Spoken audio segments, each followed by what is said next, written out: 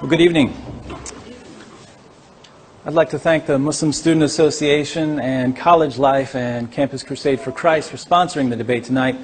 And I'll just say that I think it's great that out here in Davis, California, Muslims can get together with a Christian group that has Crusade as part of its name, and everyone gets along. That's some good stuff. It may have taken us 1,000 years, but we're all here, and that's what counts. I'd also like to thank Ali for his willingness to debate such a sensitive issue. I have always been impressed by people who are willing to lay their beliefs on the table and say, go ahead, take your best shot. And Ali is one of those people. In fact, Ali is the one who chose our topic tonight. He was ready to put his faith in Muhammad to the test in public. And that sort of confidence is admirable. I do want to warn everyone here, again, that this is not going to be pretty. We're not here for an interfaith picnic. Interfaith picnics are great, but this is a debate. We're not here to affirm one another's faiths. I'm saying that Ali is wrong about Muhammad, and he's saying that I'm wrong about Muhammad. I'm pointing this out because for many Christians and Muslims, our beliefs are the most important thing in the world. And when people start saying our beliefs are false, wow. To be honest, I'd rather have someone say something I don't like about my wife or mother than about King Jesus. But at the same time, I recognize that people disagree with me, and that it's important to understand their reasons for disagreeing with me. Now, if you're here tonight, I assume that like me and like Ali, you are prepared to have your beliefs challenged and criticized. And Ali and I will certainly do our best to challenge you this evening. Just to give you a little background as to where I'm coming from, I converted from atheism to Christianity when I was 20 years old. I was trying to prove that Christianity is false by refuting the resurrection. I came up with some theories to explain away the evidence, but in the end I looked at my theories and said, you know, this just doesn't fit the facts. So I had a decision to make. I could either ignore the facts and go on with my life as an atheist, or I could surrender to Jesus Christ as Lord. It was the most difficult decision I've ever had to make, but I decided to submit to God and to give my life to Jesus Christ. About a year or two later, I met a convert to Islam named Anthony. Anthony and I became weightlifting partners, and as we lifted weights, we would debate Islam versus Christianity. So there was testosterone all over the place. But Anthony and I didn't remain friends for very long because we were both so eager to win the argument that we ended up getting pretty nasty at times. And we eventually got to the point where we weren't even presenting evidence anymore. We were just making fun of each other's religions. And that was both our faults. We were young. But I've always regretted that because for a while we were good friends. Later, as I was studying philosophy as an undergrad, I focused on religious studies, and I studied Islam as part of my coursework. We had to read modern works on Islam from people like the Islamic scholar John Esposito. And when I read those modern sources, and I listened to the lectures of my Muslim professor, Muhammad sounded like a pretty good guy. In fact, I once wrote a paper on what an amazing job Muhammad did in Arabia. I even gave a speech on that topic at 2 different universities. But while I was in college, I met a man named Nabil Qureshi. One night we ended up sharing a hotel room during a school trip.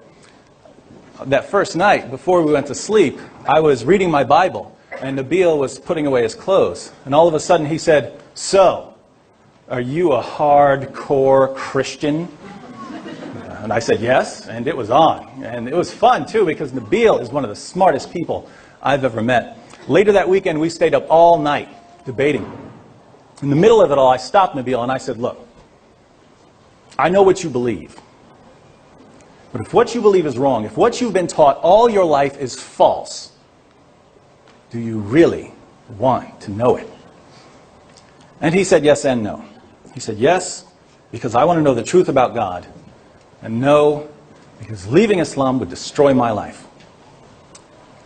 But then he said that his desire for truth outweighs his desire for comfort in this world.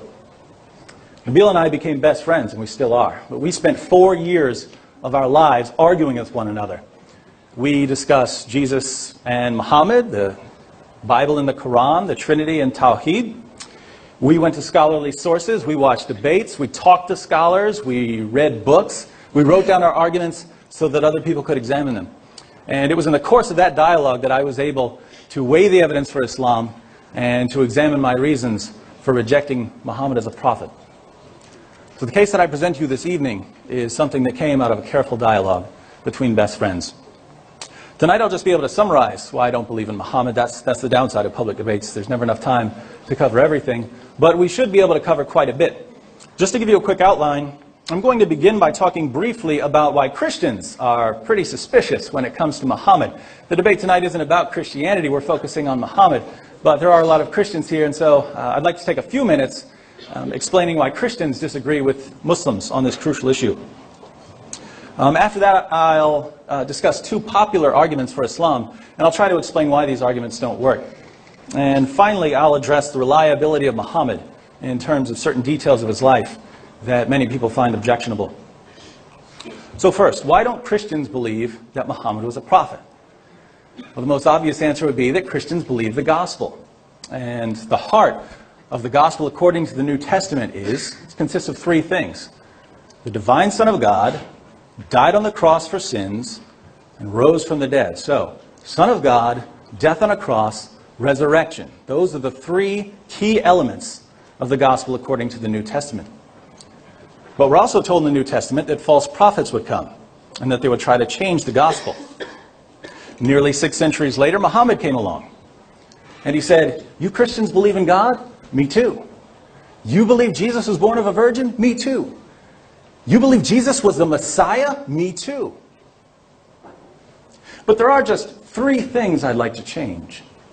1, Jesus wasn't the Son of God. 2, he didn't die on the cross. And 3, he didn't rise from the dead. Now, when a Christian hears that, an alarm goes off. Hey, wait a minute. Those are the 3 most important things. He's changing the gospel, just like Jesus and the apostles said. Now, those of you who are Muslims would say Muhammad didn't change the gospel. Muhammad restored the gospel. Christians changed the words of Jesus. Muhammad just fixed all the errors that Christians added over the centuries. But here we find a problem. You see, when Muhammad preached in Arabia, there weren't a lot of historians around. People didn't have many writings from the 1st and 2nd century. What this means is that Muhammad could pretty much say whatever he wanted to say about Jesus, and no one could prove him wrong. So Muhammad could say, as he does in Surah 4, 157, that Jesus was not killed, nor was he crucified. Muhammad was free to say that Jesus claimed to be nothing but a prophet, and that Jesus' disciples were Muslims. No one in Muhammad's time could really show that these claims were false. But the world has changed. In addition to the biblical record, we now have writings by the Jewish historian Josephus and the Roman historian Tacitus. We have writings by Marabar Serapion and Lucian of Samosata. We have the Jewish Talmud and the works of the early church fathers.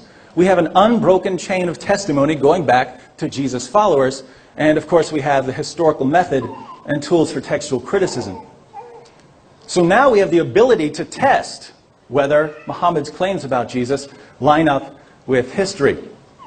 And when we apply the tools of textual criticism and the historical method to the ancient documents, we find that the Muslim view of Jesus as a man who claimed to be nothing but a prophet, who was never killed, who never rose from the dead, and whose followers were Muslims, this view of Jesus just doesn't line up with the historical evidence. So this would be my first criticism of Muhammad. We can test certain things he said, and when we do, we find that the evidence just doesn't support some of his claims. But I think the situation gets worse when Muslims try to reconcile history with the teachings of Muhammad. For instance, consider Muhammad's claim that Jesus wasn't killed and wasn't crucified. History shows that everyone in the 1st century was convinced that Jesus died by crucifixion. So how do Muslims respond? Well, the most common answer I hear is that God took Jesus to himself and disguised Judas to make him look like Jesus. Then Judas was crucified, but God made everyone think that it was Jesus. Now, when I hear explanations like that, all I can think is, that's your story? All of the available evidence tells us that Jesus died because God did such a great job tricking everyone? God must have done a great job indeed, because even Jesus' followers believed that he died on the cross. Think about that for a moment. Where did Christians get the idea that Jesus died on the cross? Well, if the most common Muslim explanation is correct, we apparently got this false idea from God. So God accidentally started Christianity when he tricked everyone into believing that Jesus died. Now, explanations like this are hard to accept if you're not a Muslim. But Muslims are really forced into making these sorts of claims because Muhammad said things that just don't line up with the historical evidence. And as we proceed through tonight's debate, you'll come to see more and more what a huge problem history is for Islam. But I think a Muslim could respond to some of this by saying, yes, we do have to reinterpret some of the historical data so that it fits our beliefs. But we have a good reason for doing so.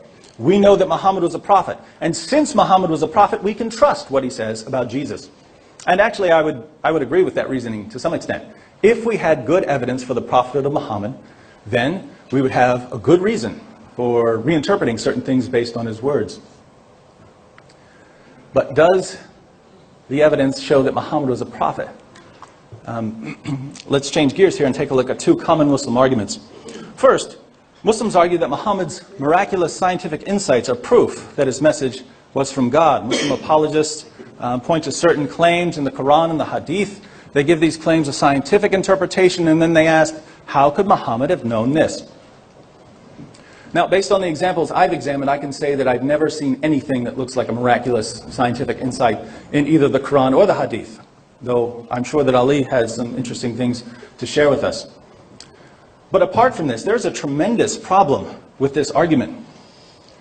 What do you do with all the scientific inaccuracies in the Quran and the Hadith? I'll give you a few examples. In Sahih al-Bukhari, Muhammad tells his followers, if a fly falls into your drink, dunk the fly in the drink, because one of the fly's wings has a disease, but the other wing has the cure for the disease. Is that scientifically correct? No. Flies don't spread cures for diseases on their wings. According to both Sahih al-Bukhari and Sahih Muslim, Muhammad told his followers that Adam was 90 feet tall and that people had been shrinking since the time of Adam. Is that true? No. It's physically impossible for a human being to be anywhere near that tall. So we read things like that in the Hadith, but what about the Quran? Well, Surah 1886 tells us that Alexander the Great traveled so far west, he found the place where the sun sets. According to the Quran, the sun sets in a pool of murky water. Do you know what stars are, according to the Quran? Surah 67:5 and the Hadith tell us that stars are missiles that God uses to shoot demons when they try to sneak into heaven. In Surah 27, ants talk to Solomon. In Surah 86, we learn that sperm are produced between the ribs and the spine. And according to several verses in the Quran, humans come from a clot of blood.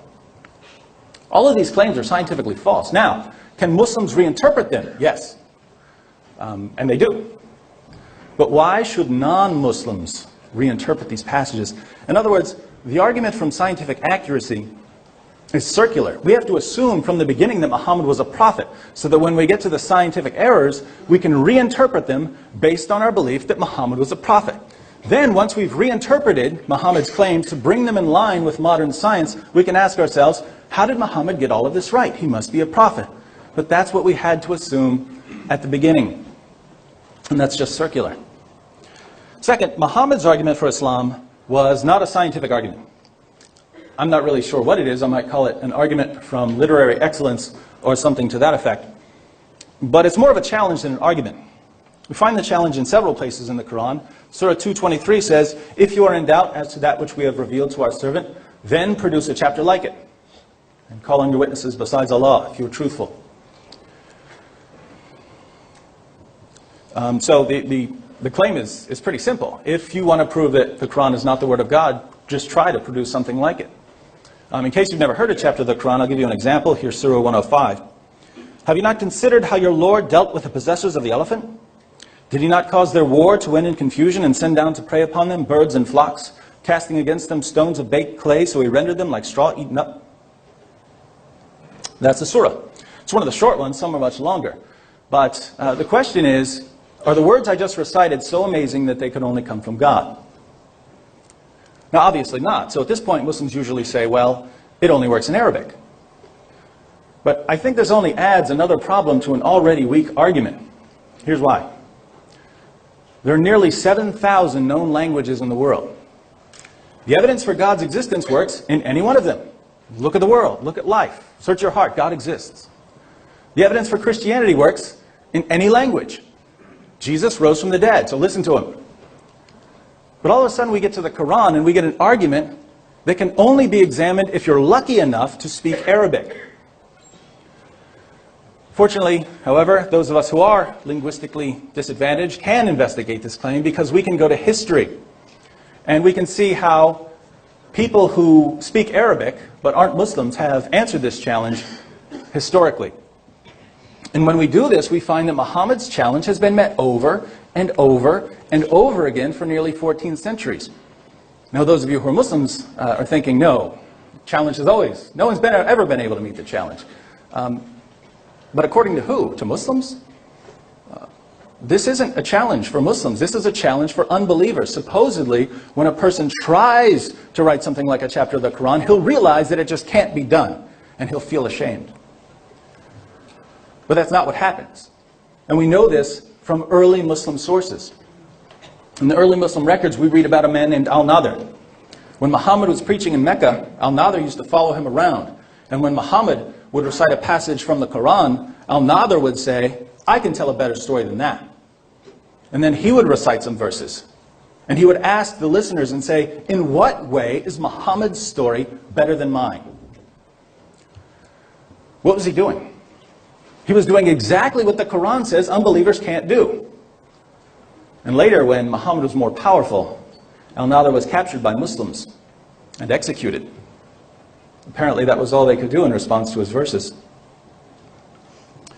Now, as far as I can tell, these are the two strongest arguments for the prophethood of Muhammad, the scientific argument and the argument from literary excellence. If Ali knows some better ones, I hope we'll share them. In the meantime, I would say that we don't have any good reasons for believing that Muhammad was a prophet. But it gets worse, because not only is there no good evidence for the prophethood of Muhammad, there's also good evidence against the prophethood of Muhammad. Let's turn now to the reliability of the Prophet of Islam. As I said earlier, when I was an undergrad studying modern works on Muhammad, I thought that he was a pretty amazing person. But while I was studying Islam with my friend Nabil, I did something that changed my opinion of Muhammad quite a bit. Instead of reading books written in the 20th century, I started reading the early Muslim sources. Ibn Ishaq, Sahih al-Bukhari, Sahih Muslim, Al-Tabari. I was pretty surprised at what I found. I'll share a few of the issues that bother me.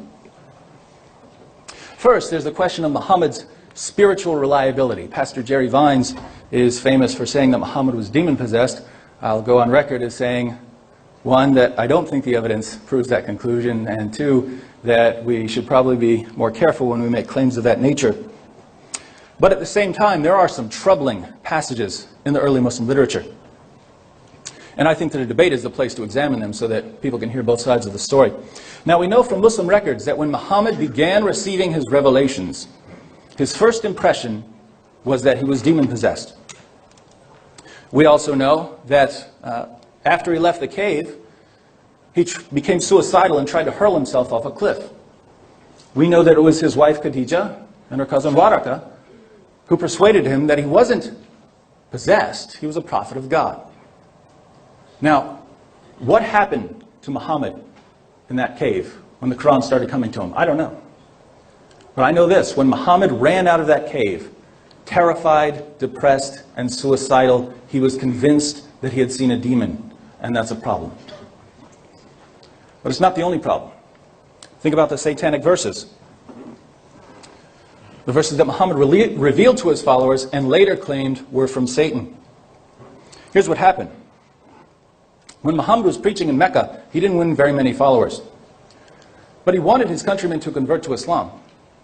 And he was hoping to receive a revelation that would help them. Then one day he got the revelation he was looking for. It said, have you not heard of Al-Lat and Al-Lusa and Manat, the third, the other? These are the exalted cranes whose intercession is to be hoped for. That's what Surah 53 originally said. It said that in addition to Allah, there are three goddesses that Muslims can pray to, Al-Lat, Al-Lusa, and Manat. Muhammad delivered these revelations to his followers. He bowed down in honor of them, and then his followers bowed down with him. But a little later, Muhammad came back and said that these verses, which he had delivered as part of the Quran, weren't really from God. They were from Satan.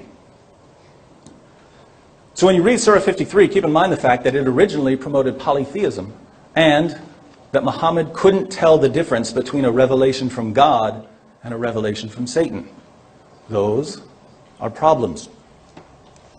It's also interesting to note that at one point late in life, Muhammad was the victim of a magic spell that lasted about a year.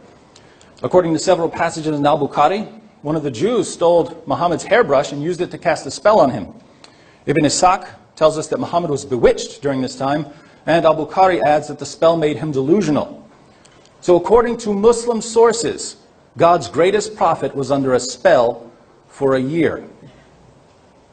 And so we look at the historical records and we find, one, that Muhammad originally thought that he was demon-possessed, two, that he became suicidal when he started receiving his revelations, three, that he delivered verses from Satan, and four, that people could cast spells on him. Muslims look at all of this and say, no big deal. I look at it and say, maybe there's something wrong here. Second, Muslims claim fairly regularly that Muhammad was a man of peace. I have absolutely no clue what sources they're reading when they say this. The early Muslim records are filled with acts of extreme brutality by Muhammad and his followers: assassinations, executions, beheadings, torture. We find Muhammad ordering people to assassinate people for writing poetry against Islam. We find Muhammad ordering people to assassinate people for insulting him.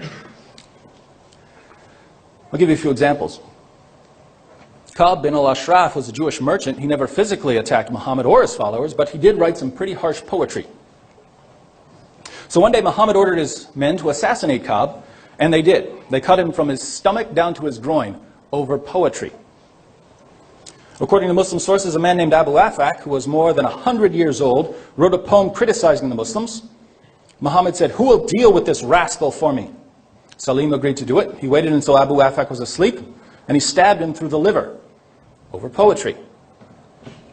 When a woman named Asma heard that Muhammad had murdered an old man for writing a poem, she wrote a poem in retaliation. She called on people around her to stand up to Muhammad. When Muhammad heard about it, he said, "Who will rid me of Marwan's daughter?" Umair agreed to do it. He went into her room, found her with her 5 children, one of whom she was breastfeeding, and he stabbed her to death over poetry. When one of Muhammad's followers heard a man say that he would never accept Islam, the Muslim took a bow and drove it through the man's eyeball, through his brain, and out the back of his head. Muhammad blessed his follower for his dedication. Muhammad once told his men to execute a slave girl who wrote a song making fun of him, and they did. A man named Al-Huwayrith was executed for insulting Muhammad. A woman named Sarah was trampled to death by a horse for insulting Muhammad. One day after conquering a city, Muhammad ordered his followers to torture a man named Kinana because he was hiding money and the Muslims wanted it. Muhammad told them to light a fire on Kinana's chest until he told them where the money was. Then they cut off his head. As Muslims in the room know, the Quran allows men to have sex with their slave girls and female captives, those whom your right hands possess. To give you an example of how this practice was carried out, when the Muslims conquered Banu al-Mustalik, Muhammad allowed his men to have sex with the women they captured, even though these women were about to be sold into slavery. It's also important to note that the families of these women had just been slaughtered by Muslims, and yet it was perfectly acceptable for Muslims to have sex with these grieving women who were about to become slaves. Now that's just a sample of the details we find in the early Muslim literature. There's much more we could talk about. Muhammad winning converts by robbing caravans, Muhammad beheading hundreds of Jews who tried to defend themselves when they realized they were being eliminated, and so on. But you get the picture. Third, let's talk about Muhammad's wives. Surah 4:3 says that Muslims can marry up to 4 women. But we know from history that Muhammad had a lot more than 4 wives. So why did Muhammad get more? Al-Tabari puts the number at 15. We know from references in Al-Bukhari that Muhammad had at least 9 wives at one time. So why did Muhammad get more? The answer is found in Surah 33:50, which says that Muhammad, and only Muhammad, could have as many wives as he wanted. So the Quran lays down a rule for Muslims saying they can have up to 4 wives, But Muhammad receives another revelation, giving him and him alone special moral privileges, namely lots of women. If you believe in the Quran, there's no problem here. God just wanted Muhammad to have more wives than his followers could have. But for those of us who aren't Muslims, I have to say this looks awfully suspicious when a prophet receives revelations and those revelations give him more sexual partners than other people. Another concern I'll point out here is Muhammad's relationship with Aisha. It's a historical fact that Muhammad had sex with his 9-year-old wife, Aisha. The question is, what do we do with it? Now, I think that we do need to understand that this was a different culture and a different time, and that we need to consider this when we try to make judgments. But at the same time, Muhammad is supposed to be the greatest man who's ever lived, an example for all mankind for all time. And I think that many people in this room would agree with me when I say that history's greatest man probably shouldn't be having sex with a girl who, according to Muslim records, was still playing with dolls. Now, please don't misunderstand me when I raise these criticisms. I'm not trying to convey the idea that Muhammad was a completely horrible person. I don't think he was. Muhammad had many good qualities. He was dedicated to prayer, to fasting, to helping orphans. He was courageous, and there were times when he was merciful. But this doesn't make him a prophet. And when we go to history and we try to let history give us a more complete picture of Muhammad, we find that the prophet, the amazing prophet we hear about from Muslims today, is very different from the man who lived in Arabia 14 centuries ago. So how do Muslims respond to these historical criticisms? Well, there are two basic approaches. First, some Muslims simply reject anything they don't like. If they find an embarrassing story in the early sources, they throw it out and pretend it never happened. Some Muslims have made an art form out of rejecting material from our earliest records of the life of Muhammad. If you're wondering why Muslims would want to throw out historical material about Muhammad, the reason is simple. When we go to the earliest sources, we find things like the satanic verses, assassinations. And some Muslims don't want to deal with this, and so it's easier to sweep all of this under the rug. Unfortunately for Ali, everything I've said so far is very well attested historically, so he's got some explaining to do. Second, when people criticize Muhammad, the most common approach I see among Muslims is to say, well, other religions have problems too, as if this makes Muhammad's problems go away. For instance, if you ask a Muslim about Muhammad's relationship with Aisha, he'll probably say, well, in the Bible, Mary may have been young when she was married to Joseph. Or if you bring up Muhammad's assassinations, you'll hear, well, there's violence in the Old Testament too. But I have to say that these aren't answers. In fact, in logic, this approach is considered a fallacy. It's called the tu quoque. The tu quoque works like this. Suppose you catch me lying, and you say, David, you just told a lie.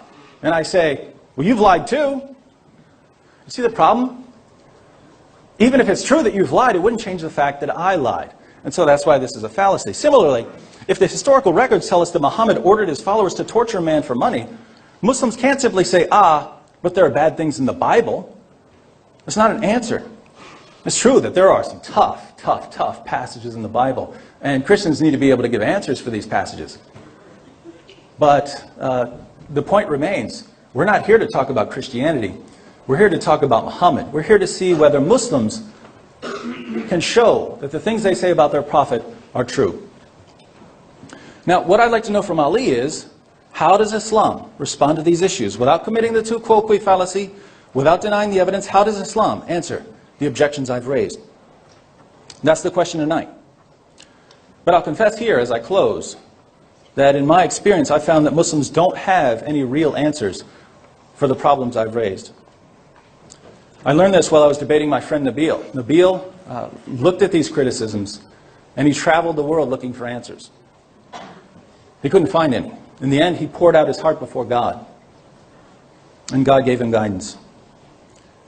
Less than 2 years ago, Nabil became my brother in Christ. And by the way, Ali, Nabil says he would love to debate you. That's the impact that careful investigation of the evidence can have on a person.